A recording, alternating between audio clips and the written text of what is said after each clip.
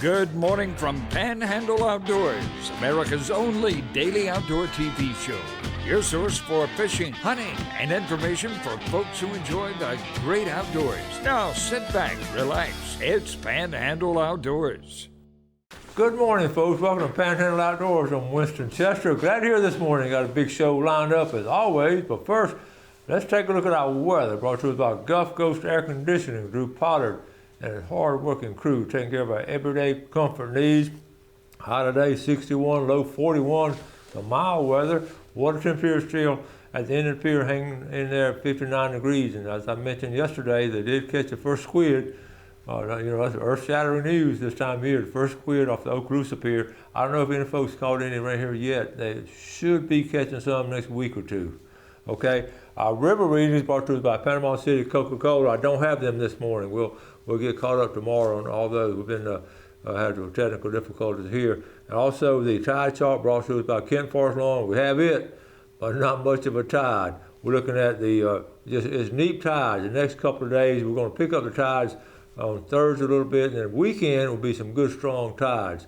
The water temperature is hanging in there at 59 degrees, like I said. So with it being steady like that, the tidal flow not doing much. It's just really stale. But now, what the good thing about it, we have that winter crystal clear water, and that's why sight fishing has been so many guys and girls are out catching a lot of redfish by sight fishing, and I'll show you some pictures later on. So it's going to be good. The marine forecast will be northwest at about 10. Now let's take a break. We'll be right back. Okay, welcome back. A couple of pictures that the viewers, have sent in. They're really good. The first one I got a kick out of because remember last week we were showing the quail hunt, and a lot of times those dogs are running the quail hunt. They're chasing the quail and pointing and everything. And y'all have sent me pictures before of actually the dogs watching TV. Slim Tiller, right here. Check this out. Slim Tiller sent this. Daisy enjoying the bird dog, Slim Tiller. So let me blow it up a little bit. There's Daisy. Check it out. Remember last week we're at a longleaf plantation and there's a quail hunt with those guys, and look at Daisy. Daisy's all excited about it. The other picture was sent in by Dave Borges. Isn't this a great picture here? You know what? You look at it closer. I thought it was a mullet at first. Wait a minute. That's a redfish.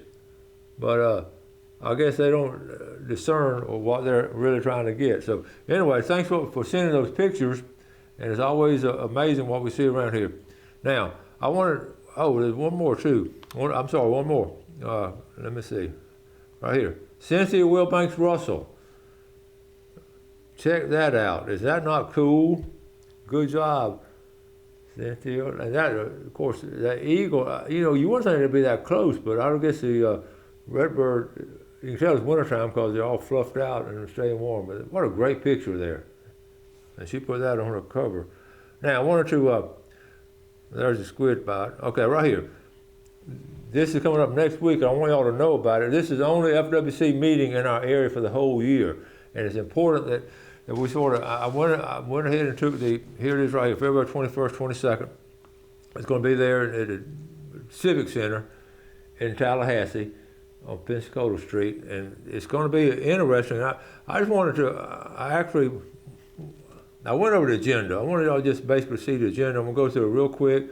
The first, just awards and recognition. I've been to these things before. The first couple of items and all are just awards and recognition. And then it starts getting a staff report on what's going on, and that's their staff will report.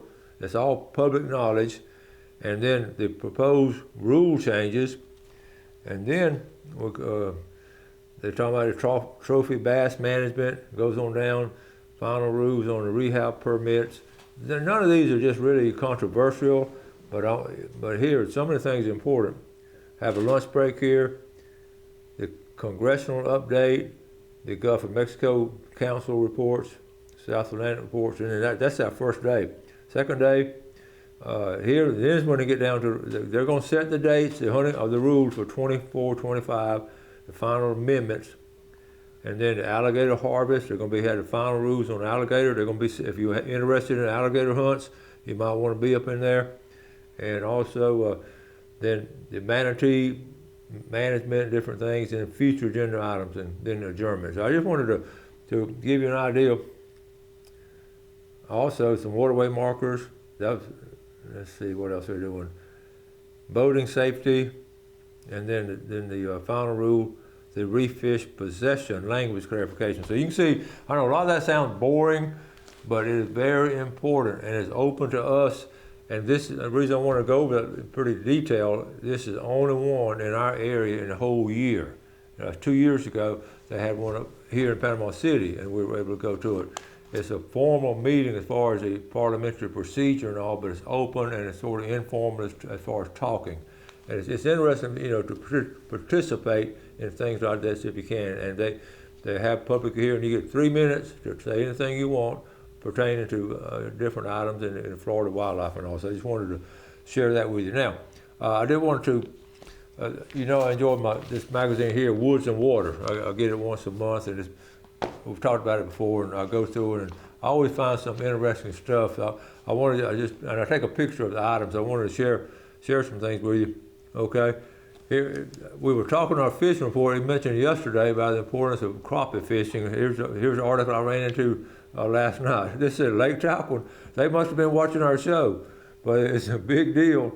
Crappie fishing on Lake Talcott, and Lake Jackson over there in Tallahassee, and then we talk about fishing with shrimp and all. And I said rat reds love shrimp, right there. And I thought that was interesting because we've been talking about it. And then in Cedar Key, redfish and sheepshead are both biting shrimp. And we're going to talk about the importance of shrimp and all as far as as being a natural bait. Okay, so there are all kinds of stories in here. And I tell you what's really is fascinating to me over the years, what people are paying now. I mean, there's full ads and everything, full page ads, like 8 or 9, maybe not that many, 5 or 6 pages of property for sale and leases. A lot of people are coming in from out of town and buying huge chunks of land just for hunting and fishing. And the prices of them, you used to get anything for like $2,000 an acre. Folks, now it's like $4,000 or $5,000 an acre. Just woods out there in the middle of nowhere. But people are willing to pay that because they're not making it anymore. It's as simple as that. But I watched it over the years, and it just goes up and up. And now people, of course, some real estate folks are specializing in just plantation land or farmland, and like little 20 acres here or 2,000 acres here. It's really interesting to see. Let's take a break. Be right back. Okay, speaking of, as I was closing out, talking about the land for sale and everything, I took a copy of a little paragraph out of Woods and Water. This guy who writes an article, I enjoy writing an article. He lives over toward Madison and Monticello, but this month's issue, he interviewed a young female outdoor lady that enjoyed the outdoors, really a teenager. I think she was 18 or 19. But here's the guy's name right here. He's John Kohler. He's a lawyer, but his professional career dedicated to specialty and marketing of quail plantations, ranches, and recreational stuff. Anyway, this article he writes once a month, the Kohler Chronicles. So here it is, some words of wisdom from the hunting youth, and he interviewed a girl up in the right-hand corner, Reagan Sherman. Okay, and he went on to say, it's a 3-page interview. Of course, I'm going to go into all of it. Interviewed, but I read part of it pretty well. Me talking to our young people, and he asked her, said yellow highlighted area, how out of touch with the outdoors are today's young people? So she's talking about her peers. What did she say? 2 words: astonishingly so. And that is the problem with this generation and those who come. So anyway, I got a kick out of her saying that. It's a 3-page article. There's another picture of her, but really, well, I blew it up right here, okay? How out of touch with the outdoors are today's young people, astonishingly so. So anyway, that was interesting. So now let's go. Speaking of something interesting, I enjoyed getting feedback, but let me finish up on this. When you talk to young people who love the outdoors, and they want to share it with their peers, but they really don't get a lot of feedback from them. So it's going to be, that's why outdoor ed and all the 67 counties will be good. Now, let's move on to, we had some great photography last week a couple of times, and one of our own viewers, Carol Miller, has been really good about giving some good feedback. I wondered, they went to Wakulla, she and her family went down to Wakulla State Park. I'm gonna read a whole email, but she sent it to me and to Jeff. I'm just gonna read the first paragraph here. Hello. We had the opportunity to go to Wakulla Springs State Park this week and saw some amazing wildlife. Send you a link.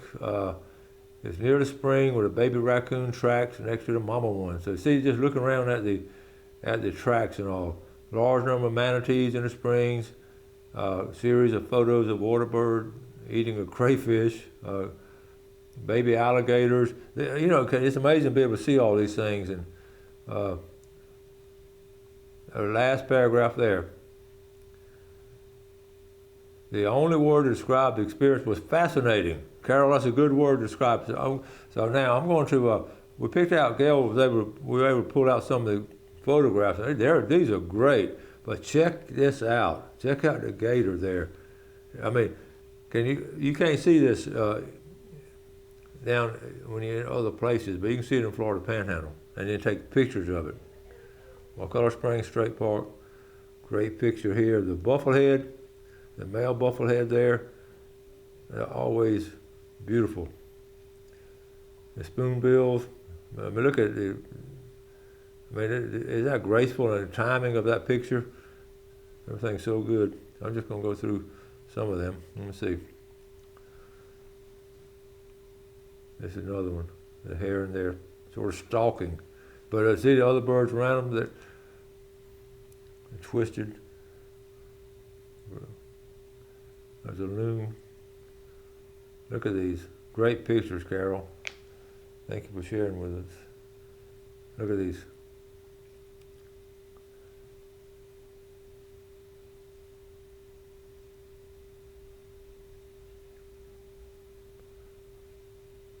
I mean, you would think these are professional photographs.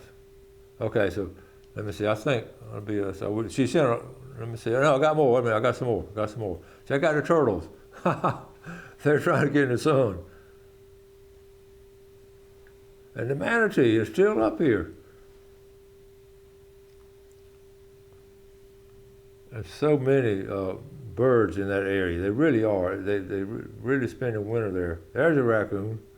He's wondering what in the world is going on. That's the baby raccoon right there. But that was a good trip. So thank you, Carol, for sharing that with us. And also, I was going to show you real quick a picture here. The next picture, Linda Emmett. I can't remember last time I fell off my paddleboard. She fell off the paddleboard. It was one day last week. It was in the 60s. They had a cold paddle back to the car, so you can imagine. But anyway, she got some what a nice redfish. Linda's been on the show. We got to get back on there. She's a good fisher lady. And let's see, she caught that one and a nice flounder. But when, you know, that's the thing about the paddle boards. They're a lot of fun and all, but in a boat you start falling, you sort of catch yourself on a paddle board. You don't have anything to hold on to. So I know there's a cold paddle getting back to the car. Okay, now I enjoy old movies and old pictures and all that. You know, I show some of them, and now we've been on long enough. We have some old stuff. So I call it a little. Once a month, I try to do a Panhandle Outdoors classic or whatever, little 3-minute video or 5, 10 minutes, whatever, of some of the early years on the show. And I was thinking about it last night. I haven't shown one this year, really, after Christmas break, and I started looking around. I found this one from 2006. It's an interview with Coach Tommy Tuberville when he was at Auburn. Coach Tuberville came to Mosley, and he was recruiting one of the best ever football players we ever had, was a young man named Enrique Davis. He was a high school All-American, amazing running back, and he signed Enrique. So anyway, Enrique, then Tuberville left after 2 years. Enrique transferred to Ole Miss and started at Ole Miss. And the irony of all this, and Enrique coached pro football, and just a great young man. He's got a big family now, and just good folks. And his brother plays college ball. And Enrique, guess where he coaches now? Ole Miss. So good story. But anyway, Tuberville was an outdoorsman. He was gentleman enough, and I went by there and met him, and he knew I had an outdoor show. We went to the outdoor classroom and did an interview, and a little 3-minute interview. Now today he is a senator, the state senator from the state of Alabama. And I ran into him about 2 years ago at Buckmasters in Montgomery. So here's a throwback with interviewing Coach Tommy Tuberville, Senator Tommy Tuberville. Okay.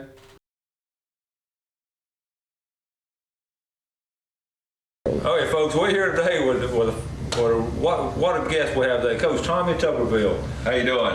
Auburn head coach. Yes, sir. And we see you on TV a lot, and I've seen you fishing on some of these TV shows. Tell us how much you enjoy the outdoors, Coach. Well, I love the outdoors. My dad, very fortunate, my dad was an outdoorsman. And I can remember getting up early in the morning when I was 5, 6 years old. He was going fishing, turkey hunting, deer hunting, cold, but I got used to it, really enjoyed it. And of course, that's what's important about parents nowadays, is parents taking time with their kids to make sure that they teach them the outdoors and how to enjoy it. That's so good to hear, because I had the same experience with my dad doing that, and that is important. Now, as a coach at Auburn, I know a lot of your players like the outdoors and all. You were telling me earlier they like to hunt and fish, and they really do. And you know, it's important to talk to them about stuff like that. Yeah. You kind of get away from them in football, because football in college is so tough, mentally and physically, and to sit down and have a conversation with a young man about, you know, what do you do over spring break? Well, I went fishing or hunting. You know, it really makes a difference, and we kind of feel like we have a big family at Auburn, and because of that, you know, we share ideas and we treat each other like brothers, and it's worked pretty well for us. But I think it's really important to have that communication line. Yeah. I saw you on a fishing show with Hank Parker, and y'all had a lot of fun then. Had a great time. Hank's a good guy, good Christian person, and taught me a lot about fishing. And everybody thinks you know everything about everything, you know, but Right. Hank's a guy that really a true gentleman. Yeah. Really knows a lot about a lot of different things, but obviously outfished me. But we had a good time and talked about a lot of different things. And he's a big sports person, not just hunting and fishing. He talks about fishing and going fishing, but actually his number one thing he loves to do is turkey hunting. Really? He turkey hunts all over the country, you know, for 2 months during turkey season. Wow. And really enjoys it. Well, speaking of favorite thing now, in fishing and hunting, what's a couple of favorite things you like to do? Well, I like to deer hunt. I've got a farm, about 200 acres, right outside of Lee County in Auburn, and I've high fenced it. Yeah. I'm raising deer. I want to raise some of those world-class deer. And, it's kind of a project I've always wanted to do. Gives me something to drive away from my office maybe at noon during the day and kind of walk around the farm. But I love to do that.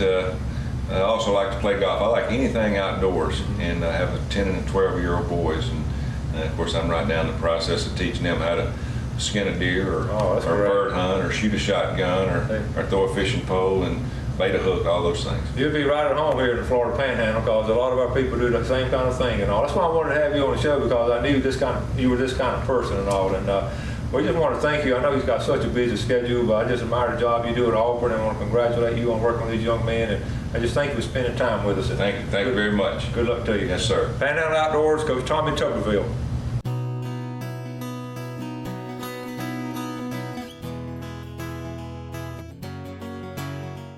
Okay, welcome back. Hope you enjoyed that. That was interesting he was so kind to come out there and spend some time with us, because they were so busy during recruiting season. I'll always remember that. That was in 2006. That was just really the first year doing the show. Now, let's move on to our fishing game time, brought to us by Blue Water Outriggers in Port St. Joe. How about 156 or 356 this morning, and this evening 221 to 421. I want to review last week. We had so many comments. You know, we had Dennis Durrell on, and just talking about fishing. He's been doing it here for 30 years, and he was so good about explaining things and sharing things, and the pictures were great. And again, the comments and feedback from that was really outstanding. And also having Jeff Talbot on with his work he was doing, really good feedback on that.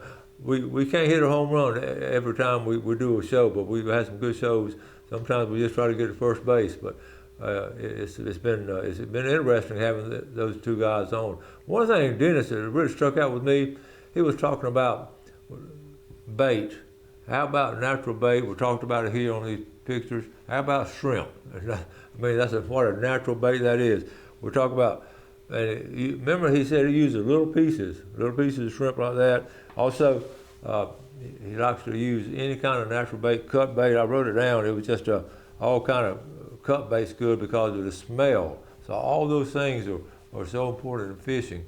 And also, he studied. He went out and learned on his own. That's the thing. Both of these guys, what they had in common, they went out and learned on their own. They didn't go to YouTube or anything like that. They just went out, trial and error.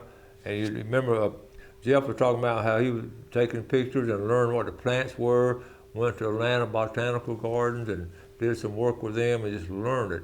And I just have, that's sort to me like on-the-job training. I have such a respect for outdoorsmen who get out and like most of y'all and just do it and do it. Of course, you always have advice. We want to talk to people about some things to do and not to do, but you really didn't have to just get out there and put your time in.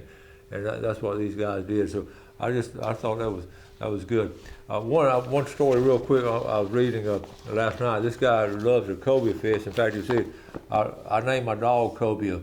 He loved the cobia fish so much, and I get tickled at different ways. People name their dogs for different things. It's been an honor 2 different times within the last year or 2. I've had some of my former students text me that they named their dog Winston. I said, well, I appreciate that. That's an honor.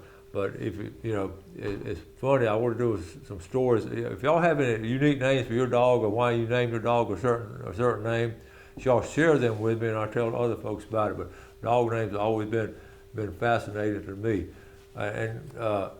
The cats and all are different, but the dogs have been very good. Now, the quail plantation, did I show that one, Jeff? Have I showed the quail plantation yet? Y'all were talking about dogs and everything on the quail plantation, about our quail hunt. It is the Longleaf Plantation. There's a phone number there. It's right north of Bluntstown. But folks, this is genuine good hunting. The number there is to call and book your hunt. This time of year is excellent, and they'll treat it. Usually they'll set out like 50 dove, I think. They may have different packages and all, but you're not going to, most people have to go up there to South Georgia to all those expensive plantations and get the same thing right here in the Panhandle. I know those guys over there, you've seen them on the show. These dogs work great, and the area, you saw the area last week on the video, so I'd recommend that place. And also, there's some other places, but this one I know about it, I've hunted on, and they just do a great job. David Tatum, Rodney Smith, and the guys working with the dogs up there at the old plantation area up in that area. Got to wrap it up for today. Y'all have a great day. Do something good for your fellow man. Enjoy the outdoors and take care of it. Do something good, and God bless. Thanks for watching America's only daily outdoor TV show, Panhandle Outdoors with Winston Chester, featuring hunting, fishing, and other activities and information to help you enjoy the great outdoors. Join us next time for Panhandle Outdoors.